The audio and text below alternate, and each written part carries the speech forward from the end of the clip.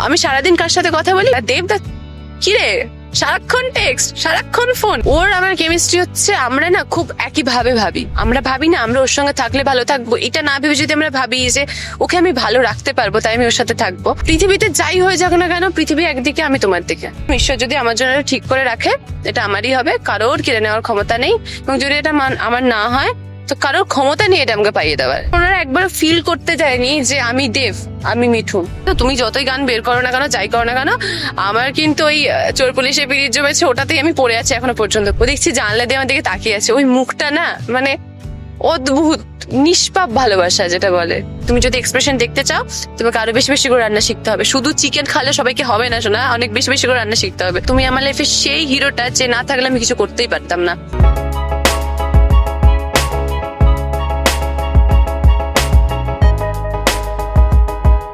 ইনকোরা টিভিতে আপনাদের সকলকে স্বাগত। আমি শ্রেষ্ঠা রয়েছি আপনাদের সঙ্গে।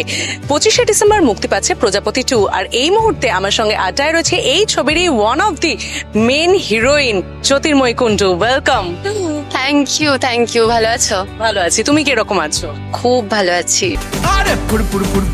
আপনার হাতে জাদু আছে স্যার, দারুণ হয়েছে। 2025 আমার কাছে খুব স্পেশাল, সারা জীবন হয়ে থাকবে।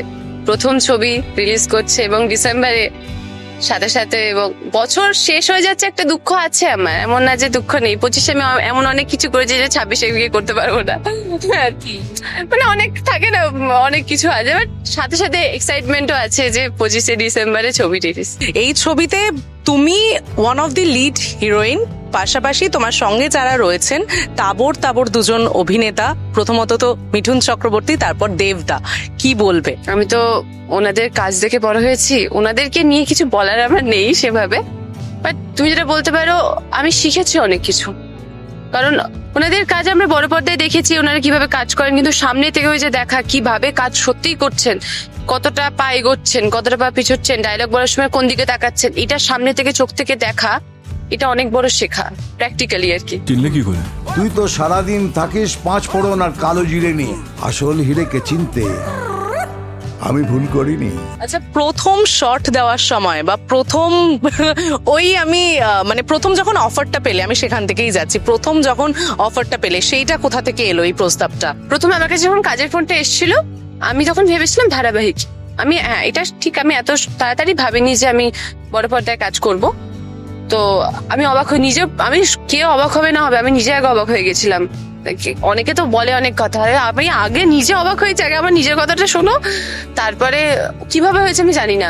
ওই 6টা মাস চোখের সামনে কিভাবে কেটে গেল, এই যে মানুষগুলো যাদের সান্নিধ্যে আমি আছি এখনো পর্যন্ত, বেঙ্গল টকিজ বলো, দেব এন্টারটেনমেন্ট বলো, প্রত্যেকে মানুষগুলো এত ভালো না, ওনারা কখনোই কাজটা যে খুব খুব কষ্টে এটা ফিল করতে দেয়নি।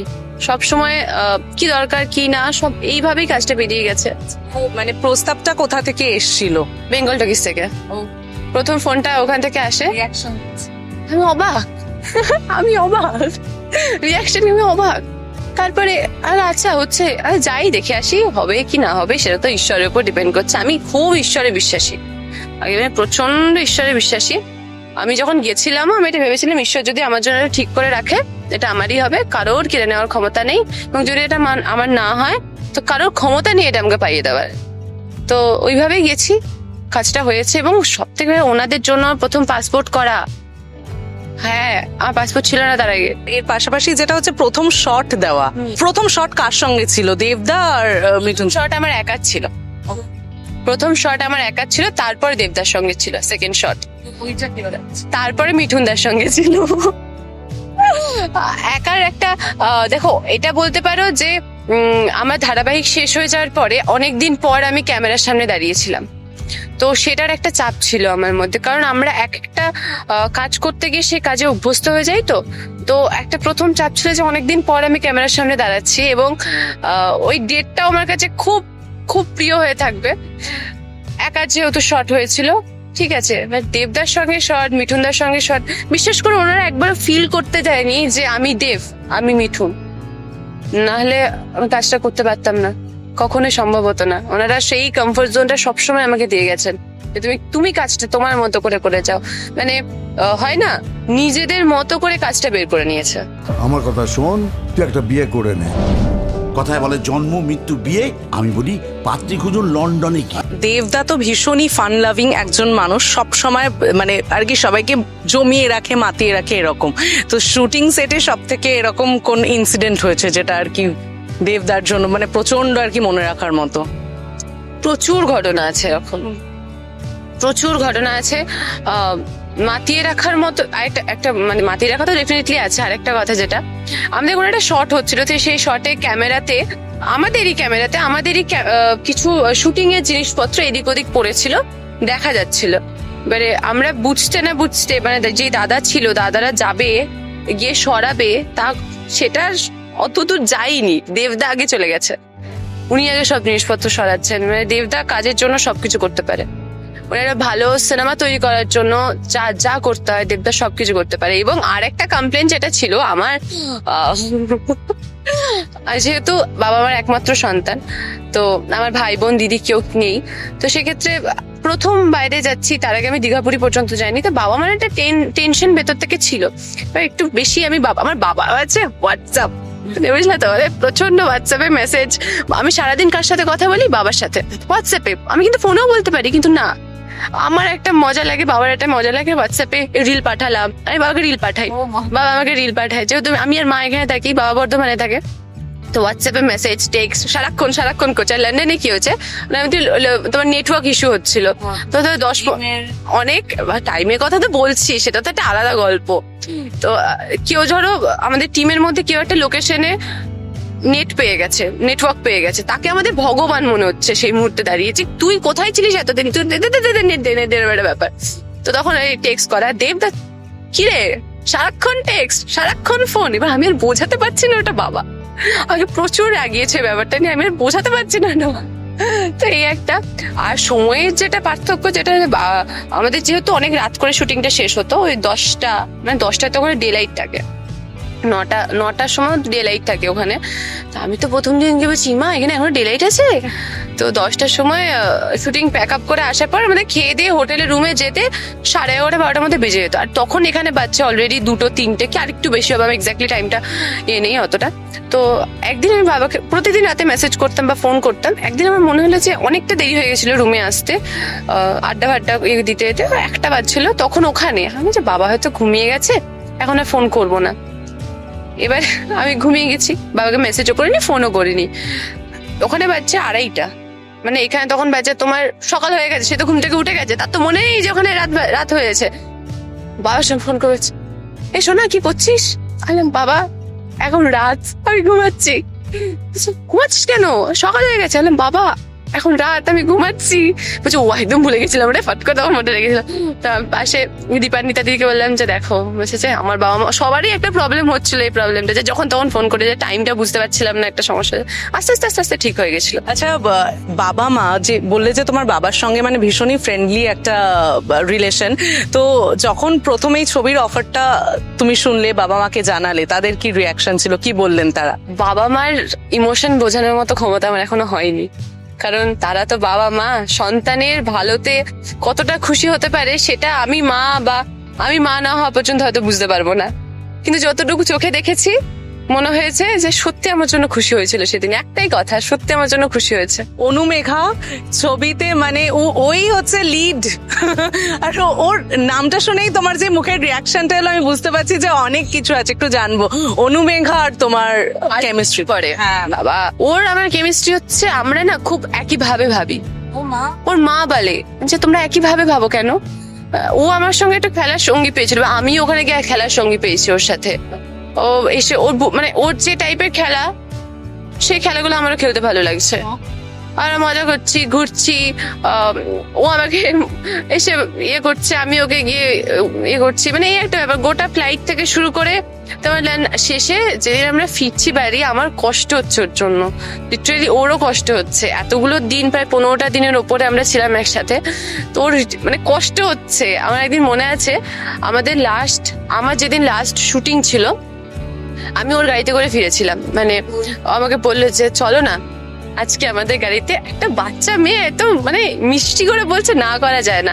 আমি বুঝতে পারছি যে লাস্ট শুটিং আর দেখা হবে না ওর সাথে, তো আমি আসছি ওর সঙ্গে গাড়িতে। যখন আমার বাড়িতে যখন নামানো হলো, আমি বেরিয়ে গেলাম, ও দেখছি জানলা দিয়ে আমার দিকে তাকিয়ে আছে, ওই মুখটা না মানে অদ্ভুত নিষ্পাপ ভালোবাসা যেটা বলে। ও খুব খুব ও কিন্তু খুব তোমার খুব কথা বলতে ভালোবাসে, প্রচন্ড চনমনে একটা বাচ্চা। এই জন্যই আমার ভালো সময়টা কেটেছে লন্ডনে। ও একটা কারণ, ও একটা সময় কাটানোর কারণ। আচ্ছা, এসে কলকাতায় ফিরে তারপর দেখা কথা হয়নি? হ্যাঁ, কলকাতায় আমাদের যে কদিন শুটিং হয়েছিল ওই কলকাতা দিনই তো বলছি আমি। আচ্ছা, কলকাতায় যেদিন লাস্ট শুটিং ছিল আমার, সেদিন ওর এই রিয়াকশনটা হয়েছিল যে আর দেখা হবে না। তারপর হ্যাঁ, শুটিং এর পর বহুবার দেখা হয়েছে, ওর ফোনে কথা হয়েছে ওর মায়ের সাথে, তখন শুনতে পেয়েছি কেমন আছে কি আছে। খুব এক্সাইটেড তুমি। হ্যাঁ, ওর বার্থডেতে আমি যেতে পারিনি। বাবা কি অভিমান মেয়ের, বাবা ও খুব অভিমানী, প্রচন্ড অভিমানী। কারণ ও যে এই মানুষগুলোকে ভালোবাসে তাদের কিছুতে ও খুব কষ্ট পায়। আমার সময় ওইটুকু বাচ্চারও সেই সেন্সটা রয়েছে যে খুব অভিমানী। আমি যেতে পারিনি, আমার একটা কাজ ছিল, আমি বলেছিলাম যাব। তো আমার দিদি নাম্বার 1 বলছি, সারেগামা পাতে আমাদের একটা ইয়ে ছিল, তো সেখানে হ্যাঁ ওর খুব মানে মিষ্টি একটা বাচ্চা। তো ও আমাকে জড়িয়ে, আমি দেখতে পাচ্ছি দূর থেকে দৌড়ে আসছে, এসে জড়িয়ে ধরে বলছে তুমি কেন আমার বার্থডেতে গেলে না। মানে তুমি কি উত্তর দেবে বলো। মানে নিজেকে তখন মনে হচ্ছে ভুল করে ফেললাম, যাওয়াটা উচিত ছিল। আচ্ছা, ছোটবেলা থেকে দেবদা মানে একটা কোথাও গিয়ে আমাদের নস্টালজিয়াও কাজ করে। ছোটবেলা থেকে পরাঞ্জয় চলিয়ারে কি নয় চ্যালেঞ্জ, মন মানে না, মানে খুব অনেক কিছু আর কি। তো জানতে চাইবো যে দেবদাস মানে যখন দেবদাস সামনে গেলে ওই নস্টালজিয়াটাতে কি ফিরেছিলে? আমি তো দেখে মনে ভাবছি মনে মনে পাগলু। একটা কথা শোনো, আমাদের লন্ডন ব্রিজে শুটিং হয়েছে, তো ওখানে তোমার আমি দেবদাকে তখন বসে বসে বলছিলাম কিরকম আমাদের কথা হচ্ছে, চাইলাম জানো তো তুমি যতই গান বের করো না কেন, যাই করো না কেন, আমার কিন্তু ওই চোর পুলিশের পিরিত জমেছে, ওটাতেই আমি পড়ে আছি এখনো পর্যন্ত। বলছি তুই কি জানিস শুটিংটা এখানে হয়েছিল? আইলাম যে তাই। তুই বলে যে এই যে আমি তো তারপর শুটিং করছিলাম যে এখানে এই গানটা করেছিলাম, ওখানে এই গানটা করেছিলাম, ওখানে এই শটটা হয়েছিল। তারপরে দেখছি হ্যাঁ সত্যি ওখানে হয়েছিল। তো এই আর কি। আগে তো মানে বাংলা সিনেমার বেশিরভাগ গানই বিদেশে শুট হতো, আর এখন তুমি মানে আমার বলতে সত্যি মানে আমার ভালো লাগছে যে তুমিও লাকি ডেফিনেটলি, আর ইন্ডাস্ট্রির বিষয়টা অনেক বেশি এগিয়ে যাচ্ছে, যার জন্য এখন একটা সিনেমার 70% বিদেশে শুট হচ্ছে। তাই, একদমই তাই। গোটা টিম নিয়ে গিয়ে তারপর আবার, তো সেক্ষেত্রে আমরা যেটা দেখে এসছি সেটা আবার অনেকদিন পরে দেখতে পাচ্ছি। আমরা সব গানই, অধিকাংশ গানই যেগুলো আমরা শুনে শুনে বড় হয়েছি সেগুলো সবই বিদেশে শুটিং করা। এবং এই গানটাও যেটা আমাদের টাইটেল ট্র্যাক, সেটাও এবং খুব ভালোভাবে আমার মনে হয় দর্শক লন্ডনটাকে ফিল করতে পেরেছে। আচ্ছা, এই ছবিতে তুমিও একজন শেফ, তাই তো? ওকে, তুমি কি রান্না করতে পারো? না গো, আমাকে এটার জন্য অনেক কিছু শিখতে হয়েছিল। কি শিখলাম মানে আমি ডেজার্ট বানাই ওখানে, তো সেক্ষেত্রে ওনাদের ধরনটা একটু অন্যরকম হয়। মানে আমি বলছি না আমাকে প্রচুর রান্না করতে হয়েছে, শুটিং এ তো ওটা করতে হয় না। তো আমাকে কিছু ধরন শিখতে হয়েছে, সেটার জন্য ধরো 1-2 দিন প্রচুর ভাবতে হয়েছে বিষয়টা নিয়ে, যে অনেক ভিডিওস দেখেছি ওনারা কিভাবে কাটছেন বা কিভাবে ধরছেন। আমি কেক বানাই, মানে ডেজার্ট স্পেশালিস্ট যেটা হয় আর কি। তো অনেক এইগুলো হয়েছে, তার সাথে সাথে আমি রান্না করতেও শিখেছি। কি শিখলে রান্না করতে? দেখো, খুব ভালো রান্না করতে আমি পারি না, চলার মতো আমি ভালো রান্না করতে পারি চিকেনটা। আমি এর আগে একটা জায়গায় বলেছি আমি চিকেন ভালো রান্না করতে, কারণ ওটা খেয়ে মানুষে বলতে পারে যে এটা ভালো হয়েছে, কারণ আমার নিজের যেহেতু খেয়ে মনে হয়েছে ভালো হয়েছে, ওটা ভালো হয়েছে। এবং সব থেকে ভালো বিষয় কি বলতো, যখন কোনো কাছের মানুষকে তুমি রান্নাটা করে দেবে না, সে যখন খায় বুঝে না চোখের মুখে এক্সপ্রেশনটা, ওটা দেখার জন্য আমার যে কি ভালো লাগে। তাই আমার যারা আছে, তুই চিকেন খাবি, তুই চিকেন খাবি, যে যাই বলবে না, ওই আমি এক্সপ্রেশনটা দেখতে চাই, আমার খুব ভালো লাগে ওটা। এবার এই জন্য মা আমাকে বলেছে তুমি যদি এক্সপ্রেশন দেখতে চাও তোমাকে আরো বেশি বেশি করে রান্না শিখতে হবে। শুধু চিকেন খালে সবাইকে হবে না শোনা, অনেক বেশি বেশি করে রান্না শিখতে হবে। তো আমি শিখবো। কোনো রান্না করে কি কোনো ব্লান্ডার ঘটিয়ে দিয়েছো? একবার কি রান্না করেছিলাম, মায়ের রান্নাটা অন্যরকম হয় দেখেছে, মাকে বলছি মা এই রান্নাটা আমার তোমার মতো দেখতে হয়নি কেন, খাওয়া তো দূরে থাক, দেখতেই হয়নি ওরকম। তো মা যদি হলুদ দিস নি এটার মধ্যে, তাহলে আচ্ছা, তবে আমি হলুদটা নিয়ে ওপর থেকে দিচ্ছি, বলছে এইভাবে হয় না, ওটাকে ব্যবস্থা করতে হবে। তবে মা আবার ব্যবস্থা করতে, তবে ওটা খাওয়ার মতো হয়েছিল, না হলে আমার মনে হয় না আমি বাকি কোনো রান্না সেভাবে করতে পারবো। এবার মা আমাকে রান্না করে একদমই ঢুকতে দিতে চায় না, কারণ মা এত গুছিয়ে রাখে জিনিসপত্র। বাবা, মা বলে তুই ঢুকলে আমার কাজ বেড়ে যায়, তুই কেন এসছিস ওখানে, বেশ সবার একই সব। মানে আমার নিজেরও কষ্ট হয় যে মা এত সুন্দর গুছিয়ে রেখেছিল, আমি চেষ্টা করি গো, কিন্তু আমি পারি না। তো মাঝে মাঝে নিজের খারাপ লাগে যে বাবা জিনিসপত্রগুলো এভাবে ছড়িয়ে রাখলাম, মা তাকিয়ে থাকে আমাদের, মা আমি গুছিয়ে দেবো মা, এরকম একটা ব্যাপার। প্রজাপতি 2 একটা বিয়ের একটা তো ব্যাপার রয়েছে, একটা এসেন্স রয়েছে, জানতে চাইবো তোমার এরকম কি বিয়ে বলতে তোমার কাছে কি? বিয়ে বলতে দুটো মানুষের ভালো থাকা, বিয়ে শুধু বিয়ে কেন, ভালোবাসা, আত্মসমর্পণ, সব থেকে বেশি অপর দিকের মানুষটাকে ভালো রাখার চেষ্টা। আমরা ভাবি না আমরা ওর সঙ্গে থাকলে ভালো থাকবো, এটা না ভেবে যদি আমরা ভাবি যে ওকে আমি ভালো রাখতে পারবো তাই আমি ওর সাথে থাকবো, আমার মনে হয় এইভাবে সম্পর্কগুলো ভাবলে অনেক বেশি ভালো থাকা যায়। কারণ আমি যদি তোমাকে ভালোবাসি, তুমি যেটাতে ভালো থাকবে আমি কিন্তু সেটাতেই ভালো থাকবো। আমার ভালোবাসাটা এরকমই হওয়া উচিত। তো ভালোবাসা মানে আত্মসমর্পণ, ভালোবাসা মানে শ্রদ্ধা, ভালোবাসা মানে বিশ্বাস। মানে কেউ পৃথিবীতে যাই হয়ে যাক না কেন, পৃথিবী একদিকে আমি তোমার দিকে। এটা বিয়ের ক্ষেত্রে তো একই ব্যাপার। আমি যদি কাউকে মনে করি যে আমি তার সঙ্গে থাকবো, আমি তাকেই ডেট করব এবং আমি তাকেই বিয়ে করব। অসাধারণ। প্রজাপতি 2 নিয়ে অবশেষে আমাদের দর্শকদের কি বলবে? প্রজাপতি নিয়ে একটা কথাই বলবো, আমার প্রথম ছবি, সবার একটা ভালো লাগা থাকে ছবিটায়, কিন্তু যেহেতু আমার প্রথম ছবি তো আপনার কাছে রিকোয়েস্ট করছি অবশ্যই সিনেমা হলে গিয়ে সিনেমাটা দেখবেন। কারণ আমরা যারাই সিনেমা দেখবো আমরা তো কারো না কারোর সন্তান। আমরা এটা বাবার ছেলের বা বাবার মেয়ের যে কেমিস্ট্রিটা দেখানো হয়েছে এখানে, আমরা ঠিক বুঝতে পারবো যে একজন বাবা একজন সন্তানের জন্য কি কি না করতে পারে। মানে বাবাকে আমরা বলি না বাবা তুমি তো আছো, আমরা জানি বাবা আছে, কিন্তু বাবাকে কখনো সামনে থেকে দাঁড়িয়ে আমরা এটা বলতে পারি না বাবা তুমি আমার লাইফে সেই হিরোটা যে না থাকলে আমি কিছু করতেই পারতাম না। তো আমার মনে হয় এই ছবিটা প্রত্যেকের দেখা উচিত, কারণ আমরা কারোর না কারোর সন্তান, আমরা খুব রিলেট করতে পারবো। একটাই বড়দিনের ছুটিতে বড় পর্দায় আসছে প্রজাপতি 2 ভালোবাসা, অবশ্যই আপনাদের দেখতে হবে। Thank you.